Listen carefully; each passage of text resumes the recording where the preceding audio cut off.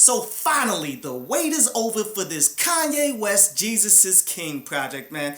And I'ma say that it's alright. It honestly leaves a lot to be wanted, you feel me, throughout this entire project. Like, I feel as though a lot of these songs could be better, especially when you see the power that's behind it, how Timberland is producing a bunch of it, but yet it's really keeping him at bay here.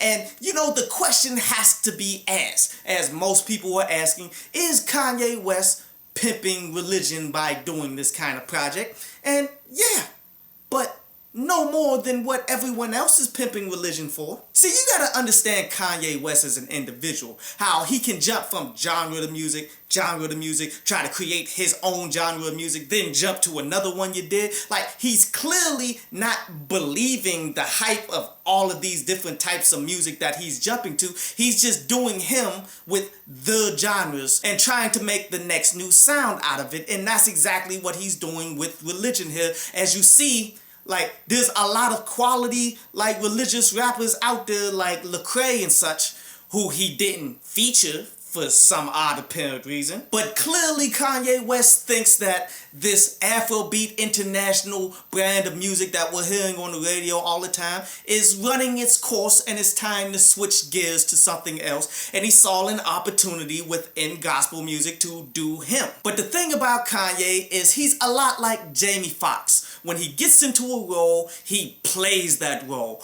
all the way through. There's no middle ground with it, you dig? Like, if you guys remember the movie Any Given Sunday, well, a lot of people didn't hear that Jamie Foxx did get into a legit fist fight with LL Cool J. And the reason being is because Jamie Foxx was Willie Beeman. When the cameras was off, he was still Willie Beeman. And if you watch that movie, Willie Beeman disliked all the way LL Cool J's character, so that didn't stop until they had to fight it out. And that's why Jamie Foxx is such a great actor when he did Ray and all of that, because he legitimately thought that he was Ray Charles at that time. And that's exactly what Kanye West is doing when he's coming out with news like, talk about Kim K, I don't like how she's always dressing so sexy. For real? The guy that came out with the song Gold Digger, which was one of his bigger hits like earlier in his career and such, he's the guy that's trying to tell his woman not to dress sexy. That's clearly just a ploy. Then how word came out that he was talking to all of the people that was working on this project with him that they should not have premarital sex. Like, come on, bro. How big of a hypocrite must you be in order to say something like that when you are Kanye West? But again, he's not pimping religion as hard as these people that's within the church. Like, a lot of people within the church only go because it's like a hookup spot at this point in time. Then you got preachers whose sex tape is getting leaked. You got all of these mega churches with all of this money, which looks to be clear embezzlement. Like, they're not paying no taxes, they're not doing none of that, they're not giving back to the community, they just holding that money and getting fly. It comes down to what Tupac once said, like, why do God need gold ceilings to top the me? There's homeless people out here that could be living in there. So as much as people are going to dislike the fact that Kanye West is trying to send out these positive messages about God and such,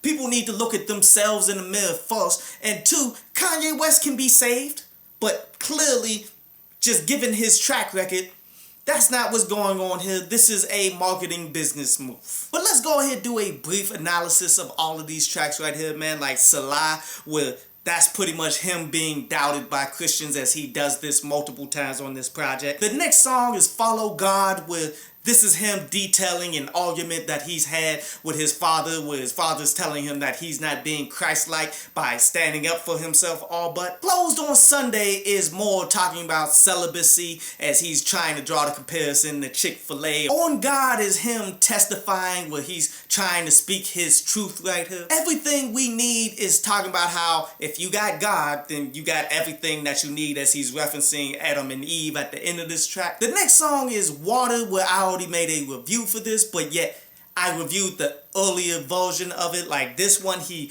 added a verse to it, he cleaned it up, and you can see with the earlier version to this one how much work it takes. Like, he's constantly updating, he's constantly changing stuff. But yet the thing is, the additions to the track didn't save it, and quite clearly that verse is just not up to snuff. The next song is God Is, where this is all but just praising and saying God is everything that's positive and everything that's working in this life. Hands On is more talking about being hands-on with your beliefs, actually going out there and acting on these things that you believe in. And the last song that Use This Gospel is pretty much saying use this gospel on your path to salvation. Now, production-wise, again, I will say that there's a lot more to be desired when you got the strength of Timberland and you got some quality musicianship behind it, but he intentionally left it to be somewhat drier so that it can fit more into the gospel realm and then the hip-hop realm. But if he did a true combination of the two, much like how Lecrae does hip-hop forms of gospel, I think this could have been great. But I did like how he not only had Timberland, but also Pierre Bournet, who's up-and-coming producer who has some hits now, but yet his production isn't the strongest. Honestly, his sounds are a bit off, but yet that's what makes him pretty dope for the new age trap rappers and such, man. And how he implemented him into this production, and it didn't take away so much. Like, it honestly shows that Kanye still does what he does well. He finds the newer producers and he finds a way to put them and fit them in on some quality music. But when you look at this project as a whole, he's leaning way more to the religious side, so you're not really getting a lot of bars here, but you are getting a good handful that I did enjoy. Like how he's saying when he thought the book of Job was a job, just mispronunciating it as that is a book out of the Bible and such that he's just being Kanye West about. How he said that's on L.A. Reid and Clive, that's no jive, which L.A. Reid and Clive I do believe were part of Jive Records at one point in time. But no jive was slang way back in the day, like that's no BS. How he said tell the devil that I'm going on strike because I've been working for him my entire life.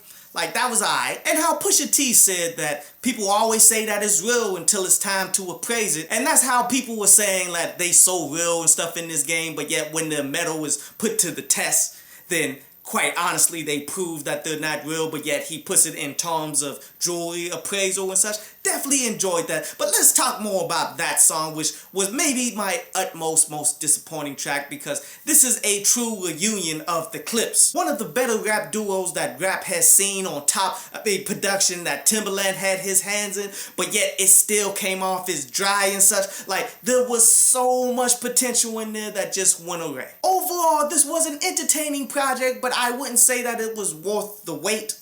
That all of the delays and all of that stuff, man, like, it's really lacking in a bunch of areas that it should have been strong in. It could have been much better of a project, but still a worthwhile little 27 minutes of a listen, man. 6 out of 10. You should go ahead, peep it. I hope you enjoyed the show. You can follow me at Twitter up there, and you can go to downloadpads.com, that's down there, to read today's article.